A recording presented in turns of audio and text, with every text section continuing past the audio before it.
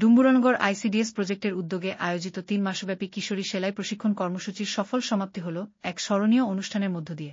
বুধবার মহকুমার নারায়ণপুরের দেবনাথপাড়ার বিবেকানন্দ ক্লাব প্রাঙ্গণে অনুষ্ঠিত এই সংক্ষিপ্ত সমাপন অনুষ্ঠানে আনন্দ ও গর্বের আবহ ছড়িয়ে পড়ে।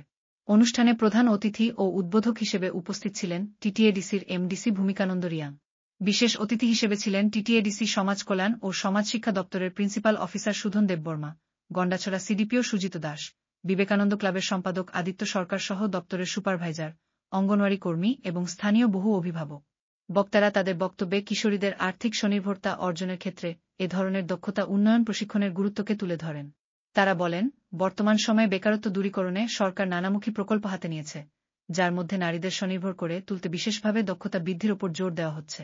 সেলাই প্রশিক্ষণ শুধু একটি পেশাগত দক্ষতা নয়, এটি কিশোরীদের আত্মবিশ্বাসী করে তোলার পাশাপাশি তাদের অর্থনৈতিক স্বাধীনতার পথও খুলে দেয়।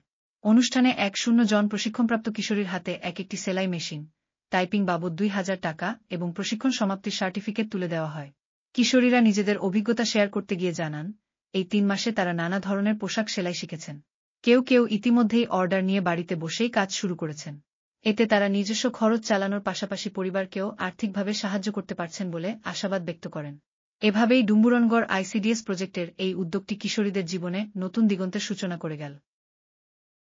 আজকের উপস্থিত সবাইকে এবং মিডিয়া ভাই যারা আছেন তাদেরকে আন্তরিক অভিনন্দন জানাচ্ছি।